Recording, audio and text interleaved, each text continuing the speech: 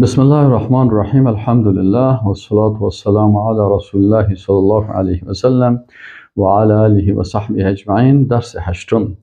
دوستان عزیز، در درس هشتم ما و شما اسم السلام الله سبحانه و تعالی را میخوانیم. خب، بسم الله الرحمن الرحیم. السلام در لغت چی معنا میده؟ در لغت السلام به معنای سلامتی هست، به معنای براءت و بیزاری هست یا خلاصی هست یا عاری بودن از عیبها. به معنای عافیت هم استعمال شده و به معنای اعلان و صلح و آشتی هم اعلان شده و به معنای تحیت و احوال پرسی هم استعمال شده. این معنای لغوی کلمه سلام هست و میایم در معنای شناخت اسم السلام الله را ما چه قسم بشناسیم؟ در اسماء الله، در اسماء و صفات. یعنی الله سبحانه و تعالی یکی از نامهایش السلام است. السلام من اسماء الله الحسنى. السلام از اسماء حسنى الله سبحانه و تعالی. اول، هو ذو السلامة من كل عیب و نقص في ذاته و صفاته و افعاله و احکامه.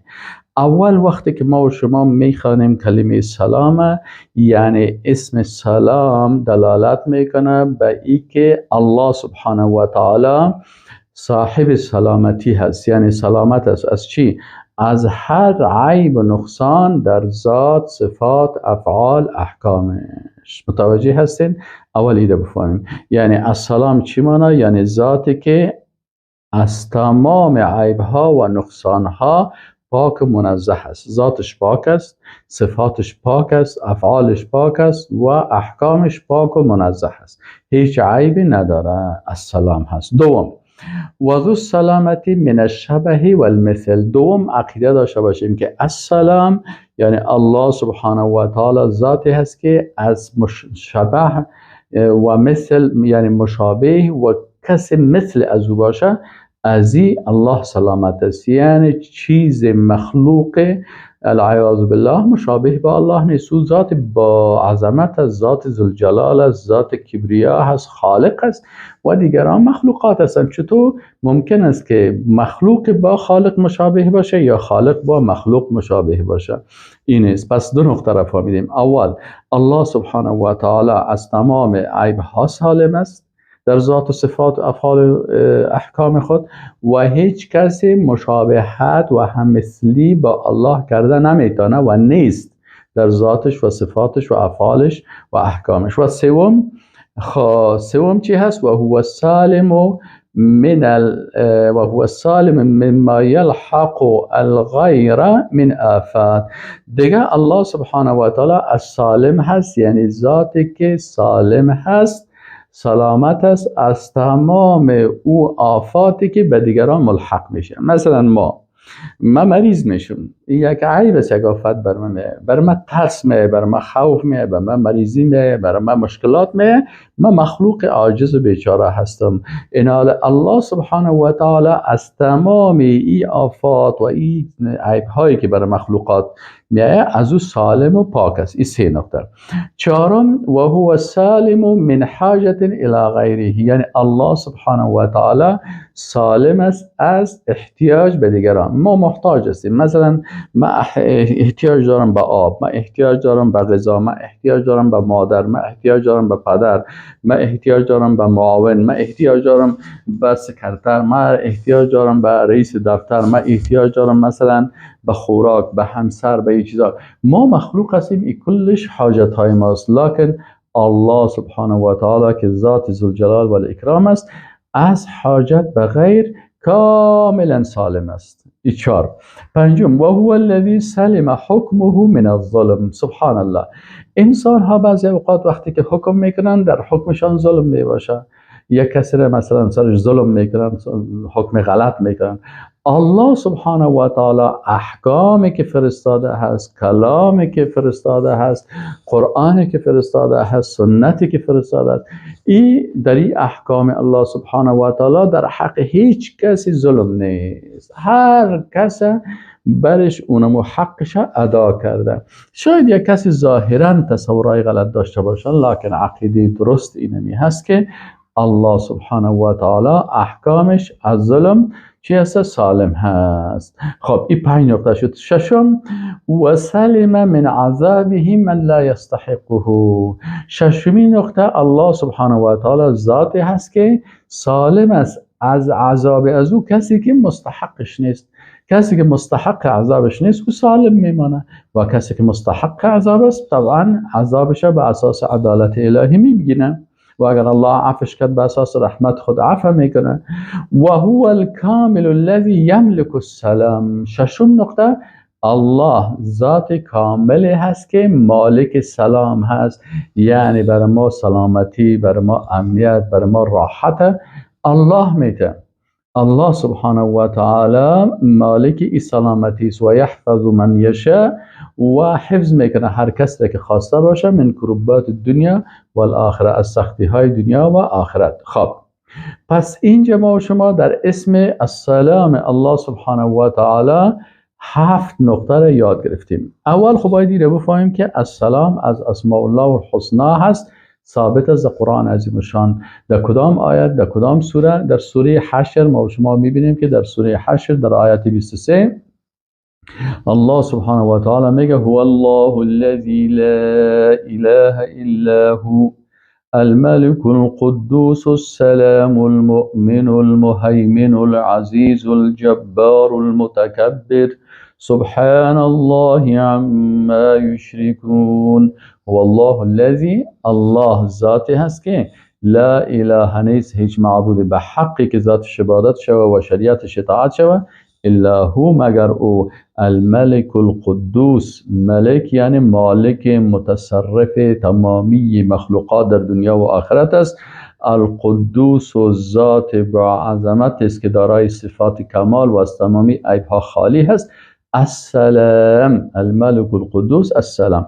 پس فهمیدیم که السلام که از اسماء الله الحسنا شد. آلی اسم الله سبحانه و تعالی رو چه قسم گفتیم بشناسیم؟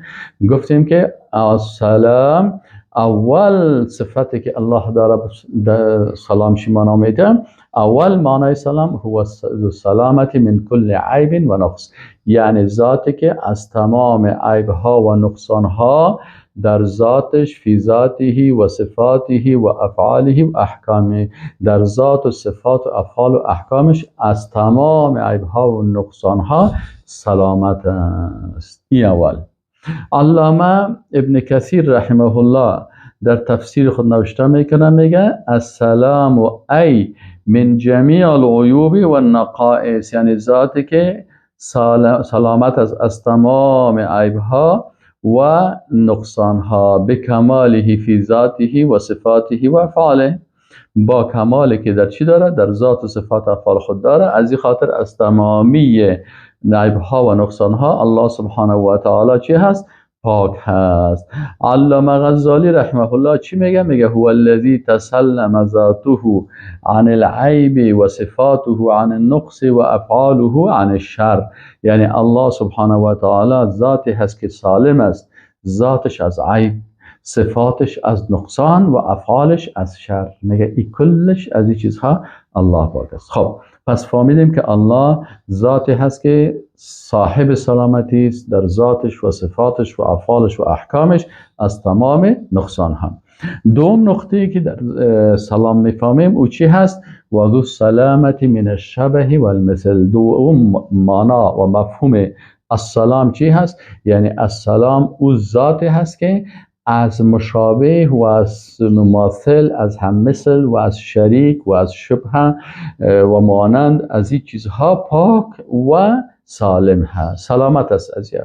علامه عبدالعزیز جلیل چی میگه؟ فهو السلام، و میگه الله سلامت است من الصاحبت، از همسر، والولد و از فرزند، و السلام من الکفء و النظیر، و همچنان پاک است از کفع و از نظیر همتا هم مثل و سمیع و کسی با نام از او که او الله هست مثل نام از او نام داشته باشه و المماثل و یا مثل از او کسی باشه و السلام من الشریک و سلامت است از شریک.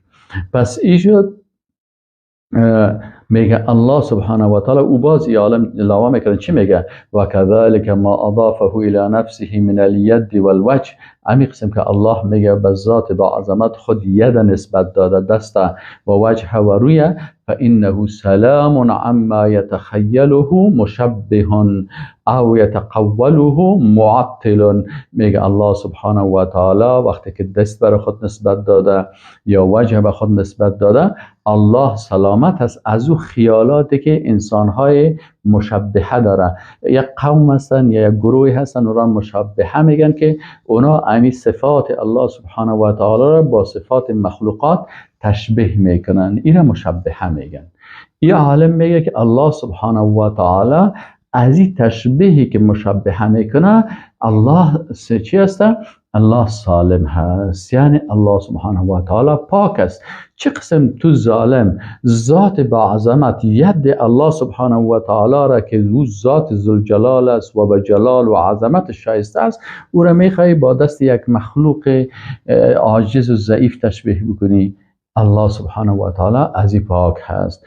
همچنان از او اقوالی که معطله میگن، معطله یک تعداد مردم هستن در ذهنشان تشبیه هست. وقتی که الله سبحانه و تعالی ید میگه یا دست میگه یا استوا میگه یا نزول میگه، این صفات را که الله سبحانه و تعالی به خود نسبت میدن، این معطله در ذهنشان فورا مخلوق میگه. انا لله و انا الیه راجعون. وقتی که در ذات الله صحبت میکنی و از قرآن عظیم الشان صحبت میکنی، مخلوق از ذهن دور بکن. پس این عالم میگه الله سبحانه و تعالی همین صفات که به خود نسبت داده این چی هست؟ سلامت است از آن چیزی که امو معطله و کسایی که تشبیه میکنن باز از این خاطر میگه والا من این صفت قبول ندارم، نه من استوا را قبول ندارم. چرا استوا الله بالای عرش بکنه؟ این خب باز به مخلوق. ببین در ذهنش تشبیه هست. وقتی که تشبیه هست آل از این تشبیه مشکل ذهنی و فکری خود چه قسم فرار بکنه؟ فرارش همی است که این صفت به الله بیخی نسبت نده، معنای از او کاملا حذف بکنه و تعویل بکنه و بگه که ید به این معنا نیست، ید به معنای دست نیست و وجه به معنای روی نیست و نزول به معنای نزول نیست و استوا به معنای استوا نیست. این کلش حذف بکنه و بگه معناهای دیگر میم. چرا؟ به خاطر که در ذهنش تشبیه هست. مشبهه تشبیه خود صراحتا میگه گمراه میشه و این معطله که هستن اینا چی میکنن؟ تعطیل میکنن این صفات، از این خاطر او رو تعویل میکنن به معنای دیگه. چرا؟ به خاطر از اینکه یا مشکل ذهنی دارن. اما اصحاب رسول الله صلی الله علیه و سلم این مشکل نداشتن. وقتی که از استوا و از نزول و از وجه و از ید بحث میشد، اونا میگفتن که این کلش همون صفات و افعالی است که به ذات ذوالجلال شایسته است. ما او را تشبیه هم نمیکنیم، تمثیل هم مثال هم نمیزنیم، تعطیل هم نمیکنیم و تشبیه هم نمیکنیم. هیچ چیزا را اینا نمیکردن. اصلا سرزمین بحث نمیکردن. چرا میگفتن؟ این خود صفات که از این مربوط الله هست. دیگه وقتی که مربوط الله هست این چیزهایی که شما مربوط مخلوق میکنین از ذهنتان دور بکنین. وقتی که از الله صحبت میکنی باید ذهنت کلش درباره الله باشه. وقتی که از مخلوق صحبت میکنی باید کل ذهنت درباره مخلوق باشه. حالا تو بحث میکنی از صفات ذوالجلال و میری اینجا مخلوق داخل میکنی، خود به خود فکرن برای تو چی پیدا میشه؟ مشکلات اعتقادی و فکری پیدا میشه. از این خاطر وقتی که از امام مالک رحمه الله سوال شد که امام مالک در قسمت امی استوا چی میگی؟ گفت الاستوا معلوم است، معناش معلوم دار از کلگی میفهمن. در زبان عربی وقتی که استوا بگویی پرسان کو در کتاب ها آمده هست و کلگی کسی که عربی را درست میفهم معنای استوا. ولی کیف و کیفیتی که به الله هست ما مجهول است نمیفهمیم. چرا؟ ما افعال الله را و صفات الله را نمیتونیم، مربوط غیب است نمیفهمیم، مجهول است پیش ما ما نمیفهمیم، فقط تسلیم هستیم. و ایمان به واجب، ما ایمان به او داریم به خاطر که در قرآن عظیم شان آمده است آمنا و سلمنا. و سؤال عنه بدعت، سوال کردن در این مسئله بدعت است. چرا که این کار صحابه نکردن، اصحاب رسول الله صلی الله علیه و آله نکرده، رسول الله صلی الله علیه و آله سر از این بحث نکرده، بنابراین سوال کردن در این مسائل چی هستن؟ بدعت است. از این خاطر عالم میگه که و كذلك كل ما اضافه الى نفسه من اليد والوجه فانه سلام عما يتخيله مشبه او يتقوله معطل. فتأمل كيف تضمن اسمه السلام كل ما نزه عنه تبارك وتعالى. میگه ببینید که اسم سلام الله چقدر یعنی از الله تمام مشابهت و هم مثلی ده یعنی کلش چی کرده؟ پاک کرده. وقتی که فهمیدی که الله سبحانه و تعالی سالم است یعنی از مشابهت با مخلوق سالم است، ذاتش، افعالش، احکامش، کلش. وهو السالم السوم وهو سالم مما يلحق الغير من آفات. برای دیگران الله سبحانه و تعالی سالم است از هر چیزی که به دیگران از آفت ها میرسه. به دیگر مخلوقات علامه ابن منظور چی میگه؟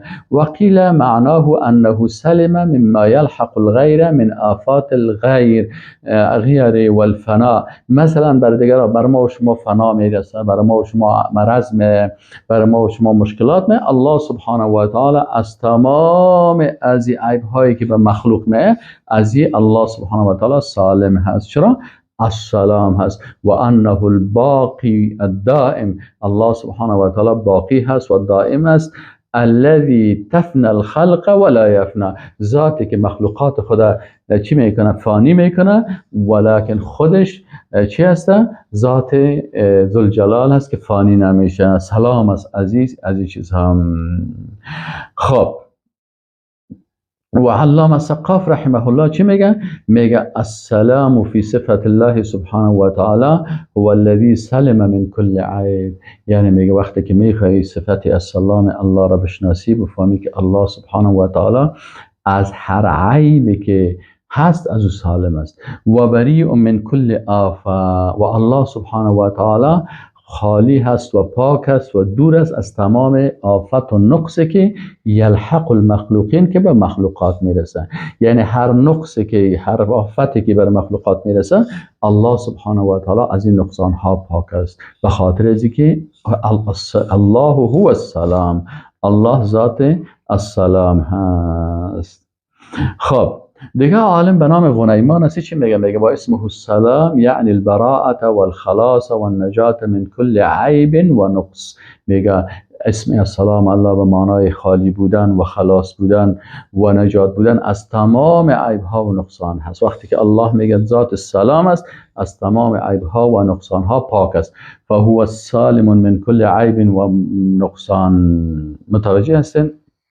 خب عالی میگه که از اینجا چی شد؟ فاذا هو نفی و اثبات. خوب یک قاعده میده.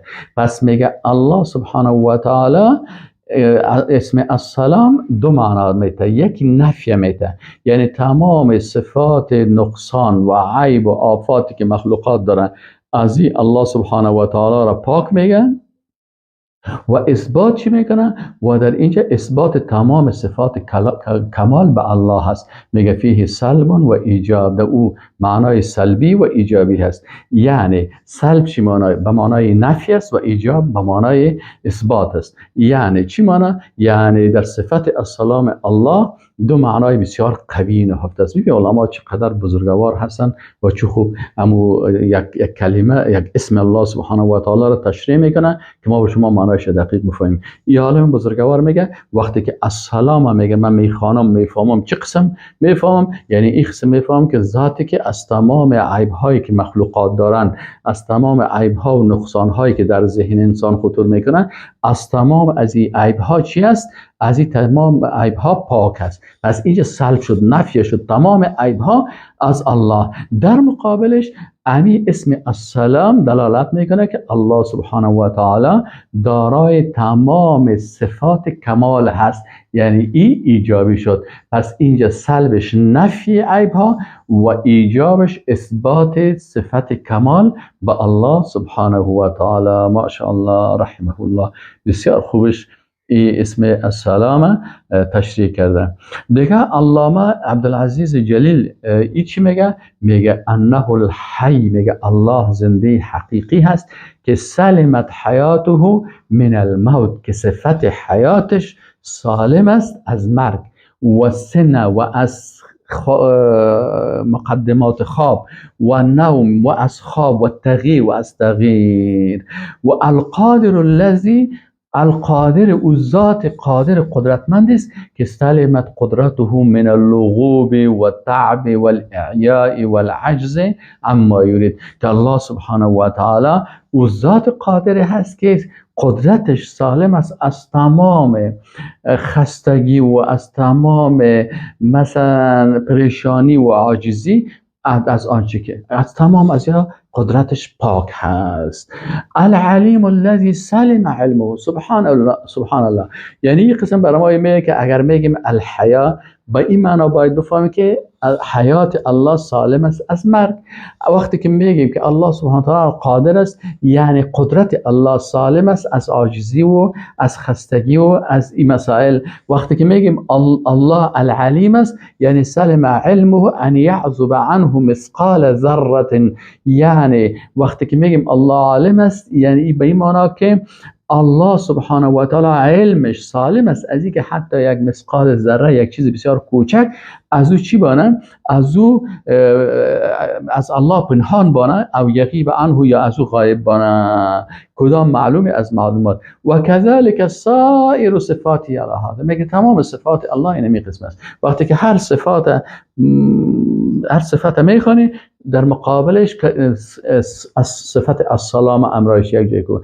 الرحمن السلام، الرحمن ذاتی هست که رحمتش نعمتهایش سلامت است از عیبها. متوجه هستین؟ الغفور ذاتی که مغفرتش بخششش سلامت است از او افکاری که مربوط مخلوق میشه. یعنی کل صفات الله از عیبها پاک منزه می باشد. سبحان الله، علما چقدر زیبا تشریح میکنن. خب پس فهمیدیم میره چهارمین نقطه، میگه و هو سالم من حاجت الی غیره. اینه میگه متوجه باشین که الله السلام از معنای السلام چه قسم بفهمی؟ یعنی ذاتی که سالم هست، سلامت است از احتیاج به دیگران. شیخ عبدالعزیز جلیل چی میگه؟ میگه واستواه و علوه علی عرشه. میگه این قسم عقیده را بفهمین. وقتی که آمدی فهمیدی که الله سبحانه و تعالی بر عرش استوا کرد و بالای عرش هست و علو هست و معنای بلندی الله هست، اینجا باید بفهمی که اینمی استوا و علویش بالای عرش است. میگه این سلامت است از چی؟ از ان یکون محتاجا الی ما یحمله، که محتاج باشه به چیزی که الله را حمل میکنه. یعنی الله سبحانه و تعالی به عرش محتاج نیست، ضرورت نداره. الا ما یحمله او یستوی علیه، الله سبحانه و تعالی به چیز نیاز نداره که را حمل بکنه و یا بالای از او استوا بکنه. به عرش و به یک چیزا الله سبحانه و تعالی محتاج نیست. این را کوشش بکنین که با مخلوق تشبیه نکنین. این مشکل است از بسیاری مردمایی که مثلا در ذهنشان تشبیه هست، وقتی که یک صفت الله را میخوانند فورا در جریان صفت الله در ذهن خود، در فکر خود مخلوق میارن. نه برادر محترم، برادر عزیز، وقتی که صفات الله را و افعال الله را میخوانی باید بفهمی که الله السلام هست. یعنی چی معنی؟ یعنی او ذاتی که استوا میکنه سلامت است از احتیاج، سلامت است از مشابهت مخلوق، سلامت است از عیب‌هایی که مخلوقات دارن. پس چرا در ذهن توی تشبیهات متوجه هستین؟ پس این عالم میگه بله العرش محتاج الیه، عرش محتاج محتاج است برای الله و حملته و کسایی که و ملائکه‌ای که عرش حمل میکنن و محتاجون الیه احتیاج دارن به الله فهو الغنی عن الحرش و عن حملته و عن كل ما سوا. یعنی میگه الله سبحانه و تعالی الغنی هست، ذات بی‌نیاز است، غنی هست از عرش، از حمله عرش، از کل چیزی که ماسوای از اینا هست. فهو استواء و علو لا یشوبه حصر. این استوایی که در آیت آمده میگه در او حصر نمیگه که ما او را العیاذ بالله منحصر بسازیم در یک جای و یا محتاج ولا حاجت به لا عرش ولا غیره که در او فکر شوه که به او احتیاج به عرش داره یا غیرش داره، ولا احاطه شیء و یا به این چیز باشه که احاطه کرده به الله سبحانه و تعالی. یعنی معنایش است که وقتی ما و شما یک صفت الله سبحانه و تعالی را میخوانیم باید بفهمیم که وقتی که استوا را بحث میکنیم باید بفهمیم که این استوای ذات هست که کبریا هست، ذات هست که دارای جلال است، ذات هست که دارای عظمت است، ذات هست که غنی است از این العالمین، از تمام مخلوقات، از عرش و از فرش و از ملائکه و از کل چیزها. از اینا الله سبحانه و تعالی غنی هست، ذاتی هست که از سلام، از سالم هست از احتیاج، از محتاج بودن به چیز و همچنان بفهمیم که این ذاتی هست که سالم است از تمام عیب ها و نقصان ها. به این شکل اگر ما و شما یک صفت الله را میفهمیم باز هیچ وقت در ذهن ما کدام مشابهت نمیاد. چرا؟ الله سبحانه و تعالی سالم است از مشابهت مخلوقات. این مخلوق است که محتاج است، این مخلوق است که ضرورت داره، این مخلوق است که احتوا میشه، این مخلوق است که به او یک چیز محیط میشه. الله سبحانه و تعالی که هست هیچ چیزی به او محیط شدن نمیتونه، هیچ. الله سبحانه و تعالی به چیزی احتیاج نداره. السلام هست. به این خاطر وقتی که اسم السلام الله را درست فهمیدی عقیده بسیار قوی و خوبه در قسمت ذات الله سبحانه و تعالی می داشته باشیم. پنجمین نقطه‌ای که در السلام میفهمیم یعنی السلام وقتی که در قرآن میخوانیم که الله السلام است یعنی هو الذی سلم حکمه من الظلم. الله سبحانه و تعالی احکامی را که در قرآن عظیم الشان گفته است این تمام احکامش از ظلم سالم هست، از ظلم خالص. ان الله لا یظلم مثقال ذره. سبحان الله. در سوره النساء آیت 40 شما باز بکنین، در سوره نساء آیت 40. در آیت 40 الله سبحانه و تعالی چی میگه؟ میگه که ان الله لا یظلم مثقال ذره و ان تکو حسنه یضاعفها. سبحان الله. یعنی الله را این قسم بشناسین که الله سبحانه و تعالی یقین داشته باشین که الله لا یظلم مثقال ذره، به اندازه یک مثقال ذره. یعنی اگر عالم و شما بگوییم یعنی به اندازه یک چیزی که بسیار کوچک، یعنی یک مخلوق یک حجروی که ما نیاز داریم برای دیدنش که توسط میکروسکوپ او را ببینیم. یعنی اونمو مخلوق یک حجروی یک کوچکه که توسط میکروسکوپ دیده میشه به اینمی اندازه هم الله سبحانه و تعالی بالای کسی ظلم نمیکنه. سبحان الله.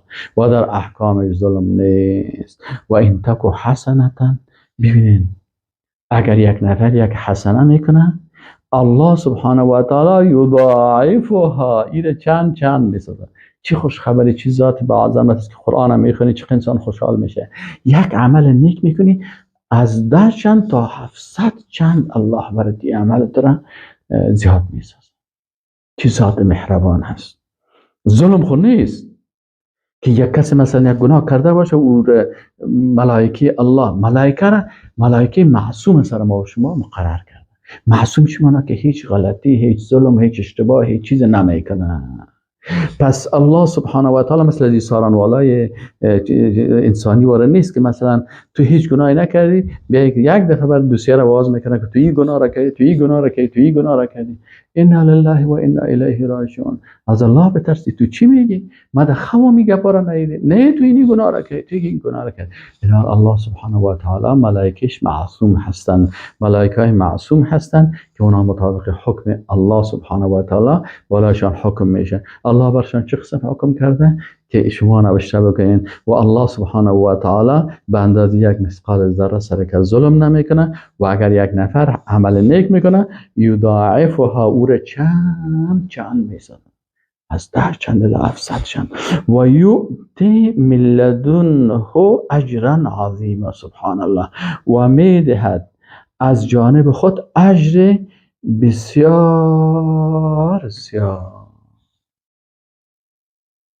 سبحان الله، سبحان الله.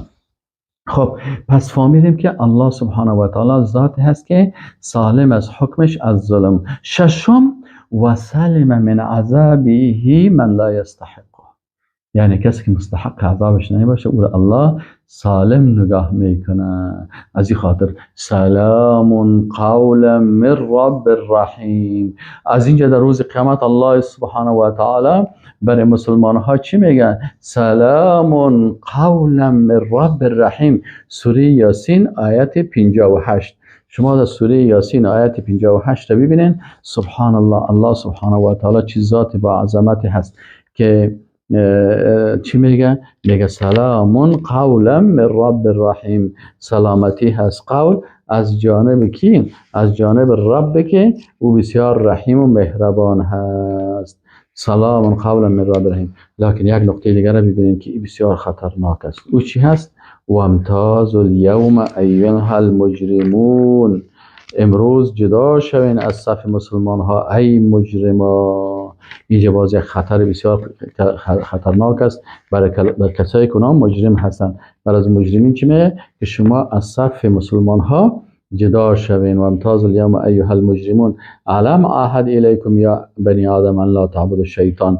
پس اینجا ما شما فهمیدیم که در آیت 58 سوره یاسین، خوب امی آیت دقیق پیدا بکنین در سوره آیت سلام قولا ان اصحاب الجنة اليوم في شغل فاكهون. آیت 55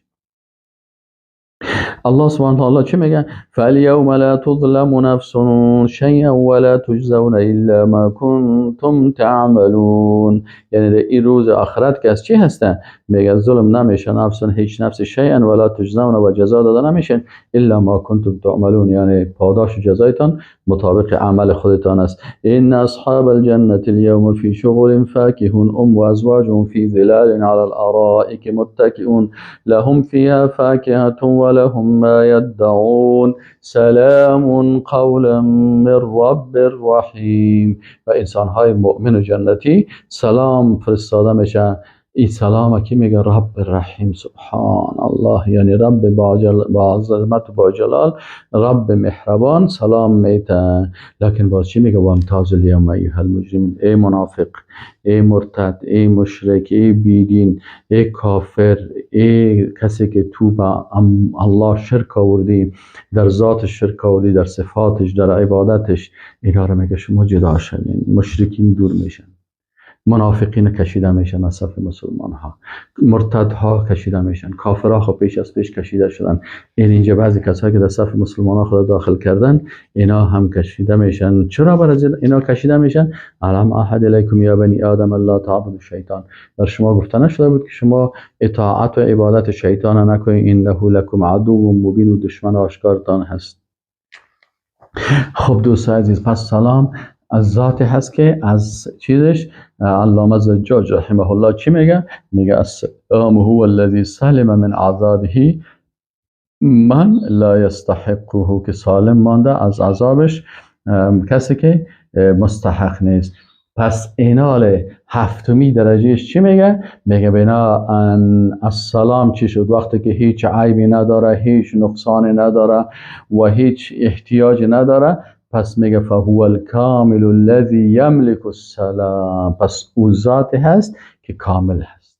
یعنی السلام تمام عیب ها را از الله نفی کرد و اثبات کرد چی را؟ صفت کمال به الله سبحانه و تعالی. پس السلام به معنای ذات کاملی که خالی از عیبها و دارای تمام صفات کمال است. یملک السلام، مالک سلام است. و یحفظ من یشاء من کربات الدنیا و الاخره، و هر کسی که خواسته باشه از چی هسته؟ از تمام سختی های دنیا و آخرت را نجات میده.